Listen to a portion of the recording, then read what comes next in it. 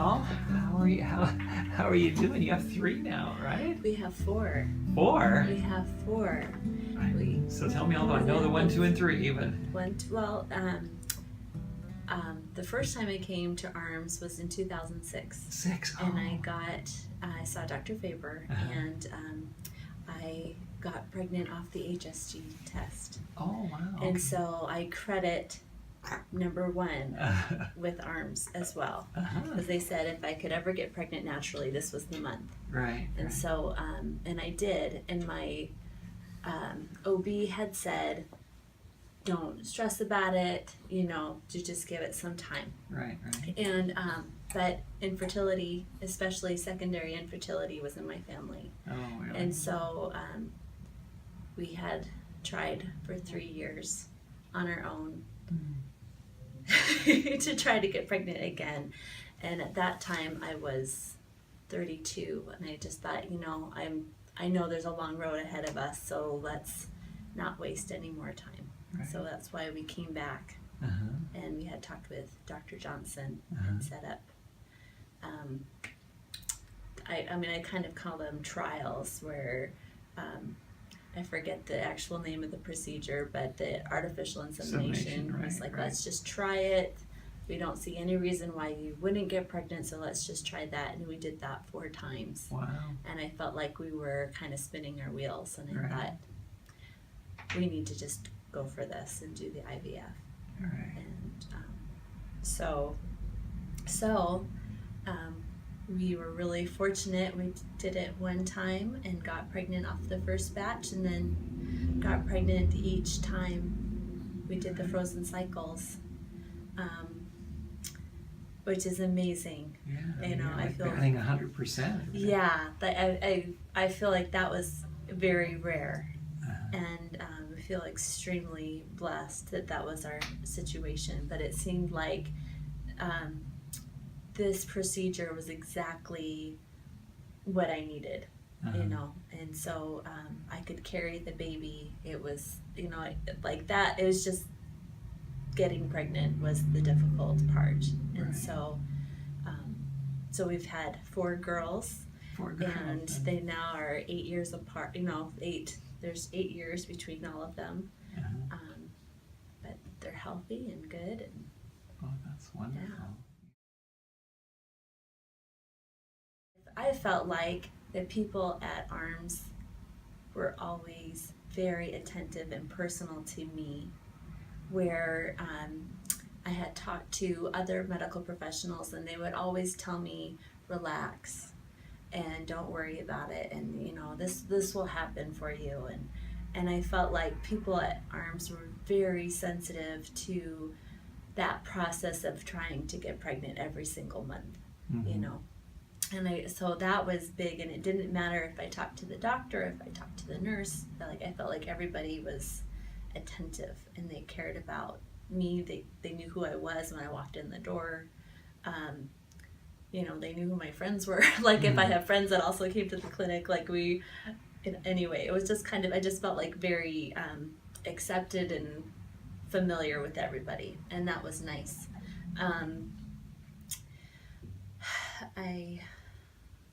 Of course, the phone calls, of receiving that phone call when you're waiting all day, and you go in for the pregnancy test in the morning, and then they call you in the afternoon. It's that is thrilling to get that phone call to say that you're pregnant.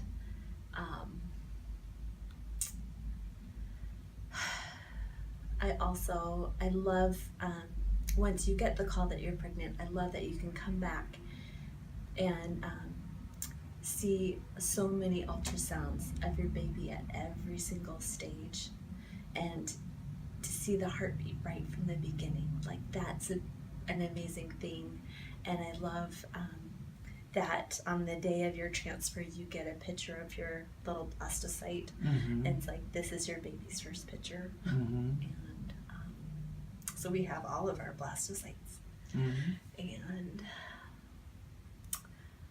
I kind of like the feeling of graduating when you make it to 3 months and then you go to your OB. That's a big deal. And So anyway, those are all just amazing things, and I can't believe that we've really graduated. We're done. You gotta be done. You got So, 4. So. Yeah, I'm done. I have my hands full, but I can't forget the journey of what we went through to get this family, and so ARMS is a huge part of that. So. You know, some people, as they're going through this journey, you know, there are some dark days. Absolutely. You know, and if you share some of those and how you work through that, or maybe at least, you know, help people that are in those dark days have some hope to keep pushing forward. You know. That is hard. I think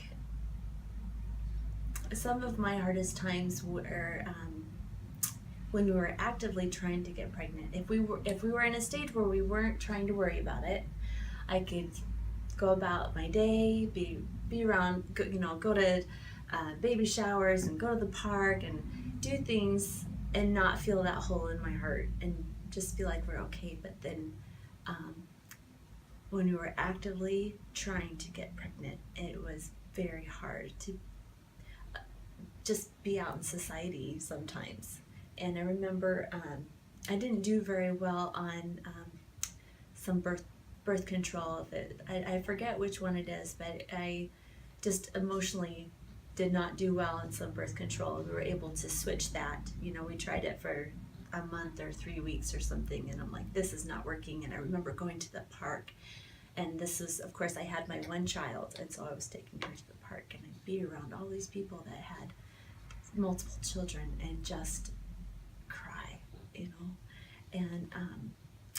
And I know some people would say, oh, you have one child, you should be okay, like that's all right. And it's strange how it changes from wanting to have a child to wanting to have a family.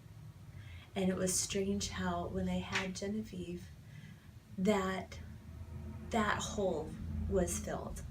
And so then when we went back we were able to get Rachel and Daphne, and it wasn't filling a hole, it was more just accepting more of the children that should come to our family.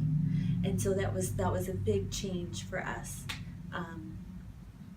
for me personally. So in the beginning, it definitely was trying to fill the holes in my heart. And then after a while, it was, okay, well, who else is supposed to come? Mm-hmm. And that was a neat transition. But you don't forget those hardships and that longing and feeling it's just a hole, and you would just grieve every time you thought maybe I might be pregnant and then get the negative test. And so you know, it's a monthly grieving, and I don't miss that at all. I don't miss that at all. But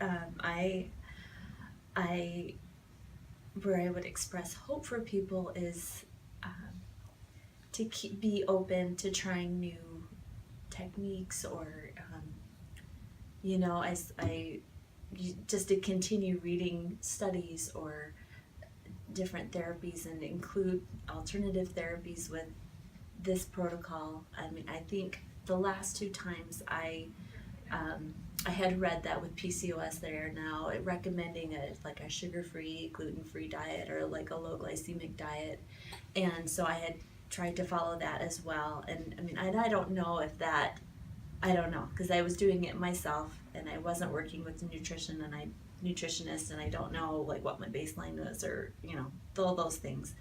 But I felt like I was doing everything I possibly could, and to take care of myself and be able to do that. And so I was looking at recommendations,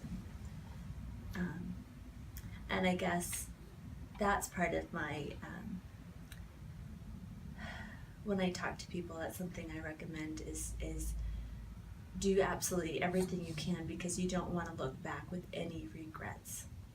you know, and if they say be on bed rest for a couple of, like a day or 2 or 3, then you do it. Like, just don't want to say, oh, I wish I had it, what if I hadn't vacuumed, or what if I hadn't, you know, just things like that. Like, you don't want to look back with regrets. And so be open and try everything. I don't know. That's great. That's where I'm at. Looking back, if you had to do anything different along that journey, is there anything different that you would do? I would have started the IVF earlier, I think. Sometimes you have to trust your gut, and I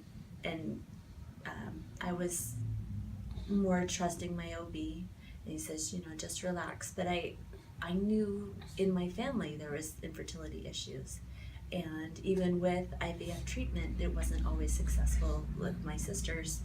And I have one sister that has 6 years between her kids, and then another sister that has 9 years in between her kids, and had tried IVF several times and did not have a good experience. It was very painful. She had been overstimulated, her ovaries would get overstimulated, and anyway, like, I knew that this was in my family, and so I thought I should get started. But on the other hand, my doctor had recommended, why don't you just relax, it will be okay.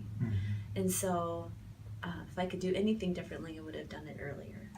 Because I think sometimes you think you have all this time, but now I think, well, my youngest will be, by the time my youngest now is 5, I'll be 42, and that you're out of energy by then. And so I wish I had started earlier. But that's okay. Like, this is what our journey is. Right. And so I have nothing to complain about in that regard. Great. So